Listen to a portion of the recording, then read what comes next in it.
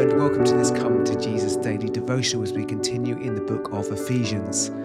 Today's devotional is entitled Use Words to Build Others.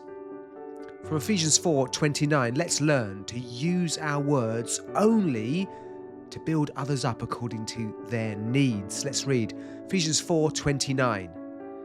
Do not let any unwholesome talk come out of your mouths, but only what is helpful for building others up according to their needs, that it may benefit those who listen. Firstly, are we self-aware in how we speak? I know from my own experience how easy it is to fall into the bad habits of gossip, moaning, talking about things that are of no real value. And I'd like to think that it's as I grow older, I am just more sensitive of my own poor use of speech. Or maybe it's just that as I get older, I get grumpier and I'm more prone to being grumpy and moaning. Maybe it's just that. See, one thing that is definitely true, and we must never forget, is that time is no guarantee of our maturity. Time, obviously, if we're open to God, open to the Spirit, open to His Word, is like a runway in which over time the Spirit sanctifies us and we grow more and more like Christ, and this is God's will for us.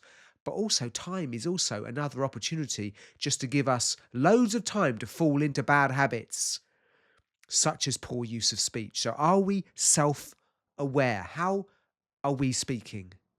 Are we aware of ourselves? Secondly, avoid corrupting speech.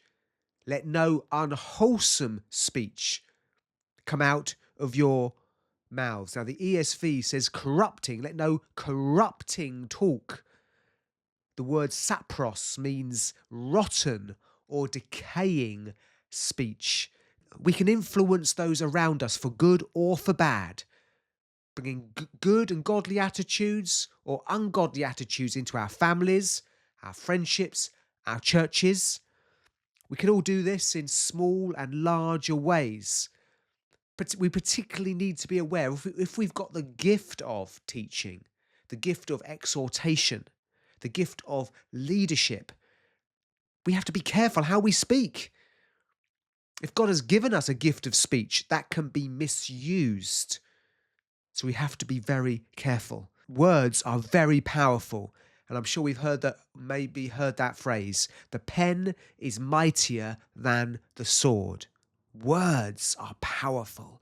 Thirdly, use words to build others then. Come on, let's use our words. Let's use our speech to build up others. Let's not corrupt.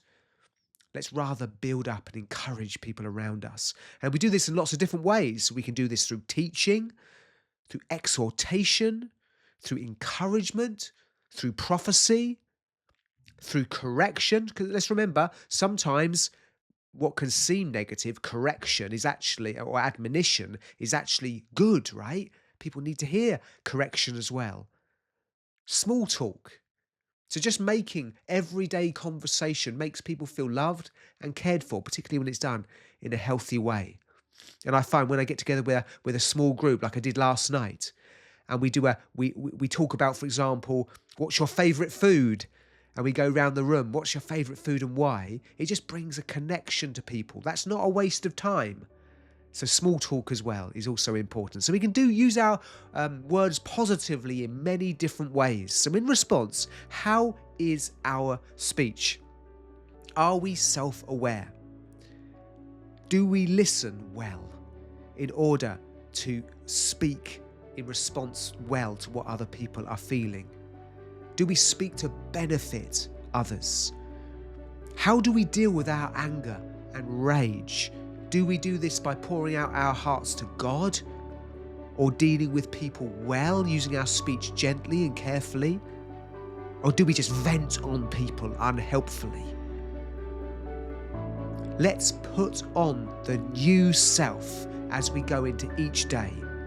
Let's be ready to be used by the Holy Spirit by using our words to build up others. God bless you.